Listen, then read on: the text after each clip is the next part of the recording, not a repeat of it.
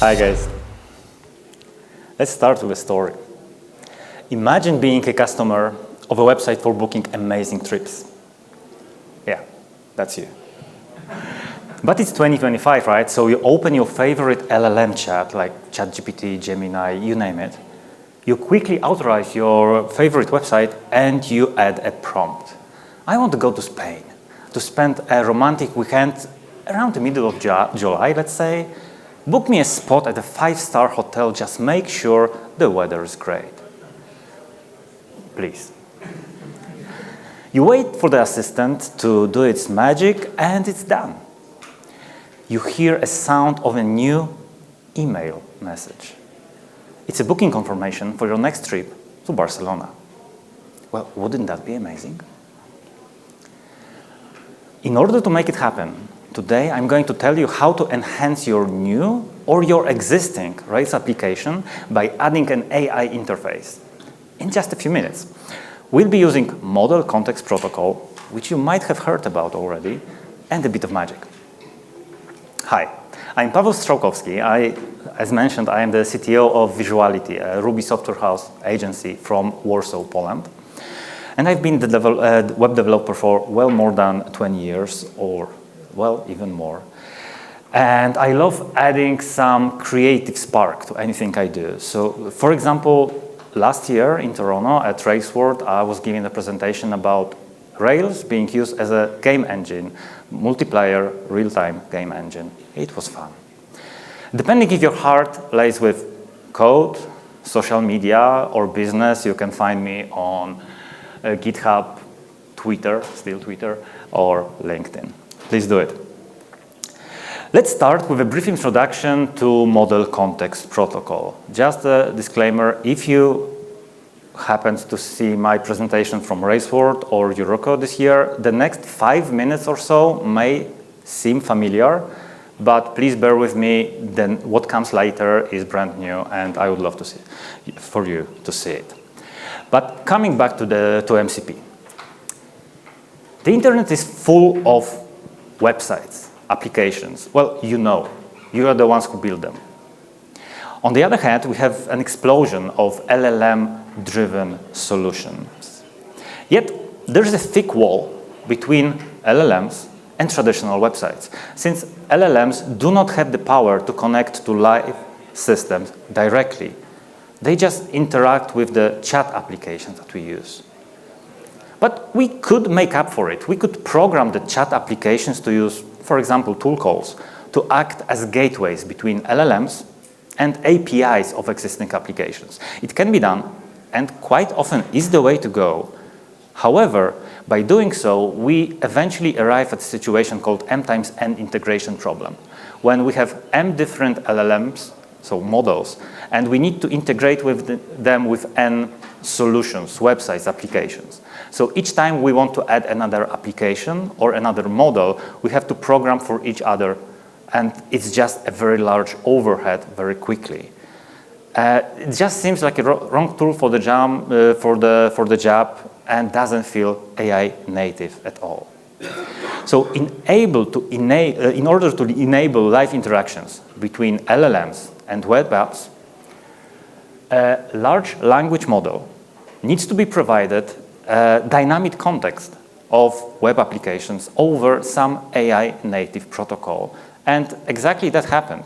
Such protocol has been created and was called, of course, Model Context Protocol, MCP in short. So what's MCP?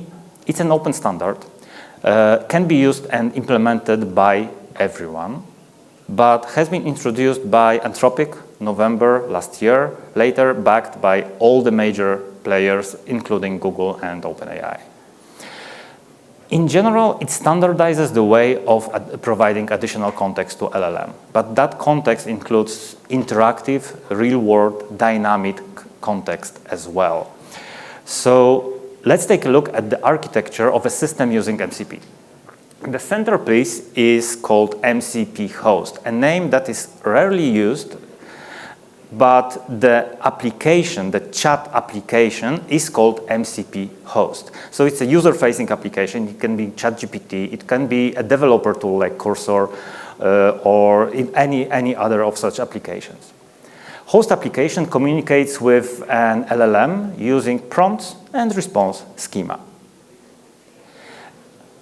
On top of that, MCP servers provide context to this host application over HTTP connection in this case. Well, in some cases, as we've already heard today, the server may run on the same machine as the MCP host, and then they communicate over standard input-output, but it's not the case for us today. So we will be talking about over HTTP communication. So MCP host fetches context using MCP client libraries from MCP servers. And every time MCP host communicates with LLM, it adds additional context that it has downloaded from the servers. So I've said that MCP servers expose context so many times already today. But what's the context? What's that? Context is built of so-called primitives. And the basic primitives are mostly tools. The tools is what made MCP so well appreciated. So tools are capabilities of the server, of the MCP server, basically what the server can do. For example, it can forecast weather, or it can publish an article. MCP server exposes definitions of available tools, which are then sent to an LLM, and LLM decides which tools to use. So this is the first primitive. The second would be resources, basically data, files, records, logs, images, any data that can be useful for an LLM. And the third of the basic primitives, those are prompts, standardized recipes for user using an LLM application. Now, knowing the primitives and their architecture, we can quickly go over a single, very much simplified use case. And we'll use two web servers, well, two MCP servers, travel agency and weather forecast one. We are starting by opening an LLM chat application. So what happens? The host application is initialized. It uses MCP client libraries to fetch primitives from MCP servers. We already have two servers configured, the travel agency and the weather forecast. So we download tools and resources from travel agency, and we fetch tools from weather forecast. The next thing, user enters a prompt. Book me a romantic European weekend trip. Just make sure the weather is good. So this prompt is sent to LLM, but it's sent with all the tool definitions and maybe resources fetched previously from the server. Now, LLM returns an answer. Since it has the prompt and it has the list of available tools, it responds asking to call the list romantic trips tool. Now, the MCP host gets this response and requests MCP server to execute list romantic trips tool. Server replies with a list of possible trips, and this is a new element of the context of the conversation.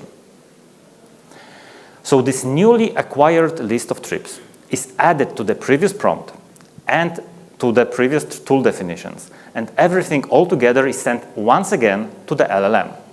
This time, LLM responds with a series of tool call requests. So it asks to call get weather forecast tool 3 times for each of the cities listed in the tools, in the response of the last prompt.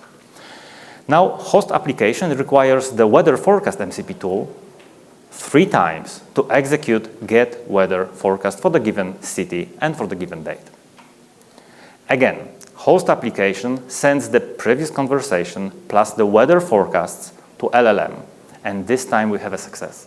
LLM responds with the instruction to book a trip using yet another tool call provided by travel agency MCP server.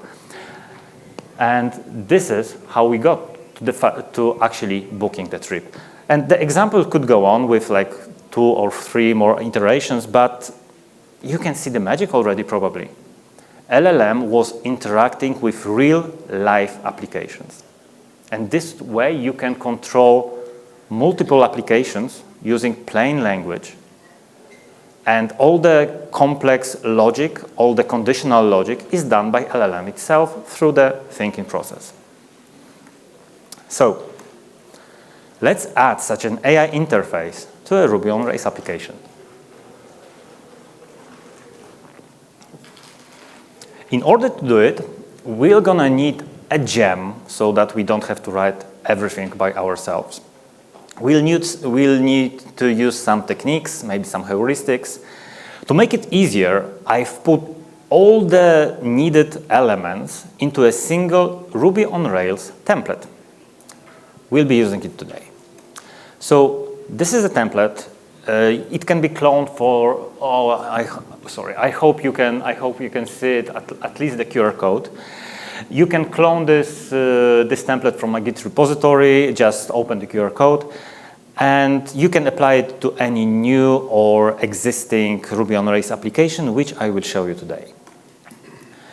When you apply this template, you can see nothing. So bear with me. When you apply the template, it adds several new elements to your Rails application. First of all, it adds the gem, the library, the official Ruby SDK for Model Context Protocol. So you have the gem covered. Next, it adds a new endpoint, /MCP. This /MCP endpoint is where MCP server is exposed. We'll use it later on. Next, the template adds a MCP tool generator, so you can generate a new tool from a command line. Finally, this template extends the native Rails scaffold controller generator.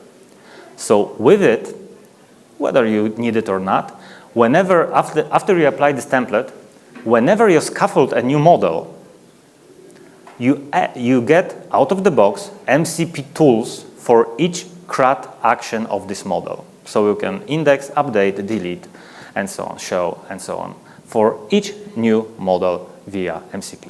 And we'll do that in a second. Okay, so there is more, but for now, that's the template. Our tool for the upcoming code examples.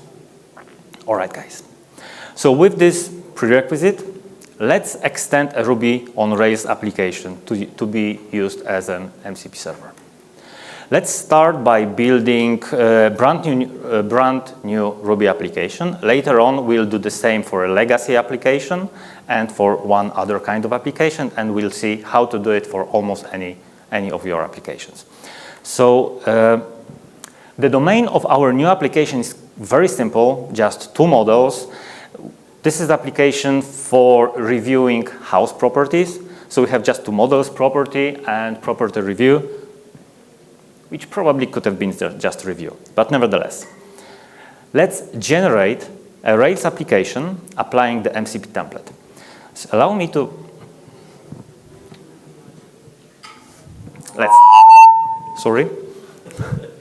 Okay, let's do it. I hope you can see something, but I just write Rails new property review application -m, and I put the path to the template that I've cloned from my Git repository. It generates, but it adds some new files. It changes some of the configuration of the application, but pretty much it's just Rails new. Is it over? Yeah. Next, let's use the strength of Rails and scaffold the domain. So we put Rails G scaffold property, and we provide, well, this is not mine, this is Rails, right? So we just provide address as a string and description as text. We get the scaffolded model, and this is what you don't see. Those are MCP tools generated out of the box with the template that we've applied. Next, so we've generated property. Now we are generating property review. It has an author of a review, some comments, some score, and it also references. At the very end, we get property references. So again, we scaffold a new model, and we get tools for the property review as well. I just run the migrations, and that's pretty much it. All right, so we've scaffolded 10 tools already. We have 10 MCP tools. If we connect to an LLM, this MCP server, the LLM will be able to perform all the domain logic of our application out of the box. Here's one of the tools, one for creating a property. Shit, yeah, it's there, believe me. So the tool already have the input arguments defined. So you have the input schema, so the LLM knows what property this tool needs. It has a default tool name, it has a default description, it handles basic errors, so everything you get out of the box just by scaffolding the model. Another tool for creating a review, and if you look real closely, you will see that this is a scaffolded tool, but this is a tool for creating a review. Review belongs to a property, so this tool includes property ID, which needs to be used when you're creating a new review. So review references a property, and you get that out of the box for the tool. There is also an index tool for properties and a delete tool for sure. And there is also an update tool. So let's go forward. We've scaffolded our application, our domain. So now we can open the front end. I open the property section, and I'm just adding one property which we're gonna use in the later slides. But nothing new in here. This is of course just basic Rails application. Front end, not MCP, and of course there are no reviews yet. Let's move forward. Apart from front end, we have front end, so we have our normal Rails server, but we also expose MCP server. So let's use a tool called MCP Inspector, about which you'll hear at the next presentation. But MCP Inspector is a program that you will need if you start with your MCP adventure. Basically, we've generated Rails application, we've scaffolded the models, but now, you have to believe me, we can connect to this MCP Inspector tool just by providing our Rails server URL /MCP, and we can use all the tools in the middle section of the screen. We can use all the tools that we've scaffolded, and we can test that the MCP tools actually work over MCP. Now, I want to connect our MCP server to a customer-facing LLM chat application. I want to use Cloud Desktop. But in order to do it, you need your server to be exposed over a public URL. And it has to use a secure connection. So we could do a deployment to like a VM or DigitalOcean or whatever. However, instead of deploying, this is going to be a bit of magic, which I believe at least half of you use probably. So I will be using ngrok, a reverse proxy tool. What ngrok does, it exposes my local host to a public domain. And you just run it and it works. All you have to do, and what I'm doing in here, I'm allowing my web applications, okay, I'm just allowing my Rails application to use any domain in development mode. So I'm just putting an empty array for domains so that you can use any domain. And now I've just exposed my local host to a public URL from ngrok, and we will be able to use Cloud Desktop to connect. But you can, of course, use, for example, Kamal to deploy to your staging or production or wherever it actually works as well. I just wanted it to be easier. All right, now we can connect our new MCP Rails server to an MCP host. Okay, on the left, we have our page in production. On the right, we have Cloud Desktop. I hit Manage Connectors, and I add a new connector, so I add a new MCP server. I put the URL of the page, /MCP, and it is connected. If I hit Configure, I can see all the tools that are available from the MCP server. Now I can write a prompt. And I would love to remember what the prompt was. So add a property at Pacific Heights and add a review for it.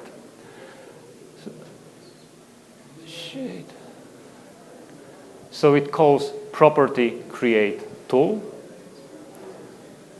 And we got it on our page. Of course, I've just refreshed the page in here. So now I am asking it to add another property, this time an old and scary castle. So Cloud Desktop over MCP uses the tools. Now, again, property create tool, and we have the new property. What was next? I think we're gonna write a review of the place at Pacific Heights. You know, all the reviews over in the internet are created this way, right? By LLMs. So it's nothing new. So it uses a tool like property review create tool, and yeah, perfect. So we've just used our brand new Rails application as an MCP server, and we connected with with Cloud Desktop. But we don't always work with new software. We often join an existing product or we maintain one. So let's see how we can add MCP to a legacy application. If you ever were to Rails World Conference, you likely used Campfire. It's the official communicator for the event. It's the product of 37 Signals, like Basecamp, and is as Railsy as it goes. How do I know? Because it's open source. DHH has open sourced it this year during Rails World, and it's a production-grade software because they sold it to customers. So, but you all can download it and you can use it. So I just cloned the repository. I run bin setup. This is all you need to set this application. This is an example that we should follow. And I launched the server. This is the first screen that you get. You set up an administrator account.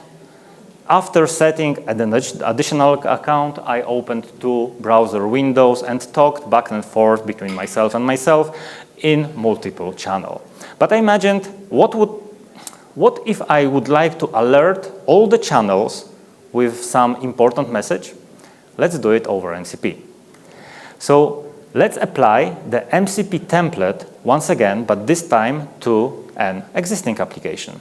So we don't provide -m as before, but we run a rake task. It's called app template. We provide the location variable, which again points to the cloned template. Now we can generate. Previously, we were scaffolding the tools from models, but in here we actively generate a new tool. So we use the MCP tool generator and create a simple rake. Sorry, I lost my. Oh, yeah, it's somewhere there. So we just generate a single tool called alert all rooms tool. And we get this lovely file that you can barely see. So you have the scaffolded shell of this tool. We just put some logic, some description, some additional elements. But the tool we get from the controller, we just have to provide the logic for the tool itself. So I went through the Campfire. I taught myself how to do it. So basically we set the user, we list all the rooms, and for each room we first of all create the message, and then we broadcast it to all the parties that should hear about it. Yeah, that's pretty much it. We've generated a new tool using the generator that's included in the template, and with the template, you get one additional rake task. It's called MCP tools. You can list all the tools that are defined within your Rails application. Now we have only one. So we do the same trick with ngrok to expose our Campfire Rails server to internet. Again, you could just use Camel and deploy it. And we can see the exposed page. Well, we can barely see to at an internet domain. So let's run another demo. So we open Claude and we connect to our MCP server. Once again, manage connectors, add a new connector, let's call it Campfire, let's put the URL, the public URL /MCP. Now we can check the tools. There is only one tool, the alert all rooms tool. And let's ask it to alert about a wave of bloodthirsty T-Rexes incoming. On the left, we have the live Campfire site. Now I don't have to refresh because it uses Hotwire. And here it is. If we go through the channels, it will actually we will see that it's in all the channels. Funny story: when I first tried it, Claude asked me if it was true. True story. I said no. I don't know what would happen. Probably it would call the police. So that was the example of adding MCP to a legacy application. But there is a third kind of software. Let's call it off-the-shelf, which is not really a legacy. It's a ready software for you to pick up and develop on top of.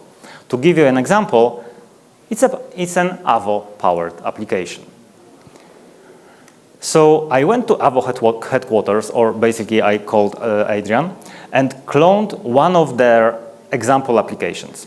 Setup was actually as easy as with Campfire, just being set up, and I opened it on yet another port.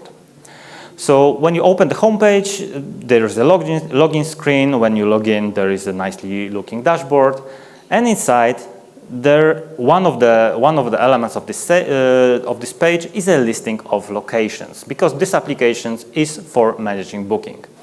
So I wanted to be able to list the available locations using an MCP tool.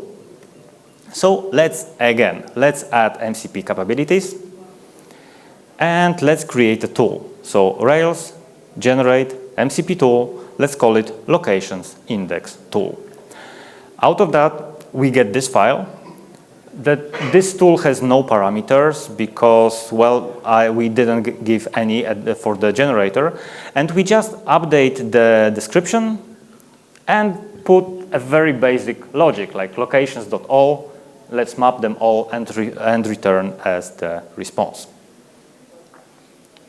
And that's it. But instead of showing how the Avo-powered MCP server works, let's combine all that we've done so far. So I run all MCP servers on different ports locally. I used ngrok to expose all of them to internet under 3 different domains. As an effect, I got something looking like this. On the left, I have my Campfire. Upper right is the Avo application, and on the bottom right is the brand new greenfield application that we've created. And I want to use a prompt which would take all the locations from Avo, add the locations as properties to our new application, and I want AI to create reviews for all the locations, and every time every time a review is added, I want to alert our Campfire. So I want to connect all of them using MCP. Okay, so let's open Claude desktop once again. Let's add I already have all 3 applications added to make it simpler, and I just paste a prompt that would do what I said. List the locations, add the properties, review the properties, and alert here. So what's happened? I will be looking in here. So first of all, we ask to list all the locations from Avo. We get them, and now one by one, Claude will use the tools to add properties to our application. Once it adds a property, it adds a review. And once a review is created, now we alert the Campfire chat. I have to allow those tools each time they are used. And here we have this alert that contains the review of a property that was added. Now LLM will go over all the locations. There are 3. Each time it would be, and each location would be added as a property. Each property would be reviewed, and then a new message appears in the chat. I think we can stop it. There are 3, but we've already seen how it works.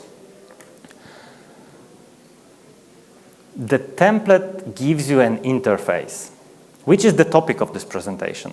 But how to make the MCP servers ready for production?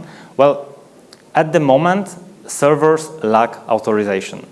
Anyone can connect to them as long as they know the URL. And it's not really production ready. But the solution is quite simple. You should use OAuth as MCP standard defines. However, I honestly can't give you a full example of implementing OAuth for such an application. But it's not that hard. All you need to do, what you have written in here, this is actually the recipe. All you need to do, so you have your device, for example, for authentication. You can, for example, use, or you should use Doorkeeper gem for OAuth. You just have to do something that Doorkeeper doesn't have from out of the box. So you have to configure it to handle DCR and PKCE, which are mentioned in here. And it works. It takes if you don't know anything about it, it will take you 2 days, more or less, to set it for any application. So I don't have time today for a full example of implementation flow, but I prepared the demo. So I've chosen the Avo app just to show you that it can be done, and it can be done on top of what I've showed you. So I've taken the Avo app and applied this flow, this described flow. So again, I'm adding Avo on the right once again with this updated OAuth flow. But now when I add it, it's not connected out of the box. I have to click connect, which opens in the browser login screen. And now I have to authorize the MCP server. And when I hit authorize, I automatically am being redirected back to the Cloud desktop, and now it says that it's connected, only after I submitted this OAuth flow in the browser. And now, in this version, whenever you use an MCP tool via MCP server, you do it in the context of a registered user. So your MCP tool actually has the proper authorization and the authorization level that you would get as if you were just logged in over normal frontend.